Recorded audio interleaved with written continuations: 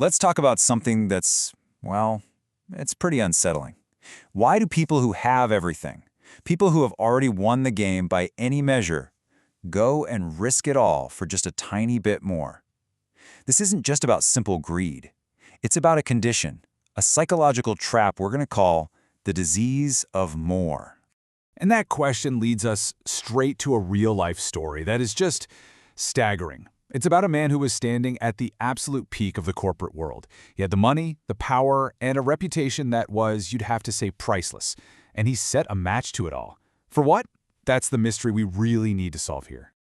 Okay, so the man at the center of this story is Rajat Gupta. And look, to really get why his fall was so spectacular, you have to understand just how high he'd climbed. This guy wasn't just successful. He was the definition of success. He ran McKinsey, probably the most prestigious consulting firm on the planet. He had a seat on the board of Goldman Sachs. He was a big-time philanthropist. He had more money than he could ever possibly spend. By any external scorecard, he had made it, period. And this is where you see the disconnect, right? On one side, you have his reality. He's got elite global status, total financial security, a reputation that's worth its weight in gold. But on the other side, you see the one desire that just swallowed everything else. He wasn't looking at his peers anymore. He was looking at the people on the next rung up, the billionaires, and he felt poor. What he had just wasn't enough. So let's zoom out from just one guy's story for a second and actually diagnose the sickness that drove his actions. Because Gupta's story isn't just a personal failing. It's really a case study of a widespread condition, a psychological bug that can infect anybody who gets even a taste of success. You know, it all boils down to this one simple but incredibly hard idea. Getting money is one skill, but keeping your head on straight while you're doing it, that's a totally different game. The hardest skill of all is just learning how to make the goalposts stop moving. It's about being able to say, this is enough, and then actually having the guts to stick with it, even when the world is yelling at you to want more. And that brings us to the formal diagnosis. We're calling it the disease of more. And it's this nasty, vicious cycle. The more you get, the more you want. Your desires don't just grow along with your bank account. They start growing way faster. It's like you're in a race you can't possibly win, chasing a finish line that just keeps moving further away, which means feeling truly content is, well, it's impossible. So what's pouring gasoline on this fire? Well, it's kind of baked into the system we all live in. Capitalism is without a doubt an amazing engine for creating wealth. But it's got this toxic twin engine running right alongside it, envy. The whole system is designed to make you look over your shoulder at what someone else has. It's constantly dangling a new shiny object in front of you, a richer friend, a more successful rival, just to make sure you never ever feel like you've actually arrived. And here's the problem in one simple chart. Your income, sure, it might be rising at a nice steady pace, but your desires, they can go absolutely parabolic. And that growing space between what you have and what you want, we can call that the contentment gap. And that's the danger zone. That's where anxiety and bad decisions are born. Okay, let's snap back to Rajat Gupta, to that one single moment where the contentment gap became a crater of total ruin. This is where all the theory gets terrifyingly real. A decision made in a split second, with consequences that would last forever. And what was it all for? What was the prize? About 17 million bucks. Now, for you and me, that's a ton of money. But for a guy already worth over 100 million, it was basically a rounding error in his quest to become a billionaire. And what did he put on the line to get that? Literally everything. A career he'd spent decades building.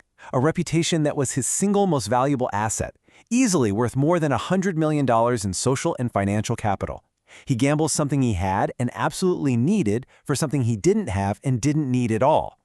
And right there, in that one instant, the calculation just short-circuited. That potential reward, however small it was in the grand scheme of his life, it completely overrode decades of smart, rational thinking. The risk threshold was crossed. The disease won. And just like that, his reputation wasn't just tarnished, it was gone, destroyed. But this is not just a story about a train wreck. There's a way out. There's an antidote, a way to vaccinate yourself against this disease. It's a whole philosophy, really. A framework for building a life that is immune to this poison of more. And it's called the architecture of enough. And the core idea here is kind of radical. You just can't win the game of who has more. It's an infinite game. There will always be someone with a higher score. So the only real way to win is to stop playing their game. You have to start playing your own game, by your own rules, with your own finish line. So this architecture of enough, it's held down by three big anchors. And these are things you can't buy, and things that envy can't touch. First, it's about having control over your time, real freedom. Second, it's about the quality and depth of your relationships. And third, it's about feeling like what you do actually matters, that it's aligned with some purpose. That's where real wealth is. So let's really break down the blueprint here. The foundation isn't cash, it's internal peace, this old Stoic idea of focusing only on what you can control.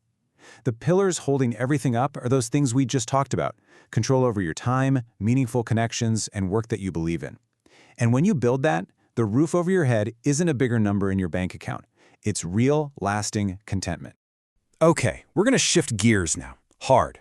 Forget philosophy for a second. I want you to think of this next part as a mandatory compliance briefing designed for anyone in a leadership role. This is about managing what is probably the single greatest risk to your entire career: ambition without guardrails. First, let's be crystal clear about the asset we're protecting. Your reputation is capital. It grows slowly, compounding over years and years of you being trustworthy. But a scandal, it doesn't just stop the growth. It is an instant, total loss. The asset goes to zero. There's no coming back from it. The risk is completely asymmetrical, and it is catastrophic. Which is why the following points aren't friendly suggestions. They are non-negotiable risk controls. Every single leader needs to understand these and put them into practice to protect the very foundation of their life's work and to protect themselves from the disease of more. Here they are, the 3 core controls. 1. After any major win or milestone, you have to consciously lock the goalpost. Celebrate it, enjoy it, but do not immediately start thinking about the next one. 2. You have to do a preemptive audit of what makes you jealous. Who are you comparing yourself to? Why? Know the triggers that are messing with your contentment. And 3. You have to do an annual review of your architecture of enough. Ask yourself, am I rich in time, relationships, and purpose? And this isn't just a mental exercise. This is about process. This is about discipline. Imagine, at the end of every year, an actual sign-off sheet, a personal declaration where you formally check the box and commit to these controls. This is how you take a fuzzy idea and turn it into a concrete career-saving habit. It is the ultimate insurance policy for everything you've worked so hard to build.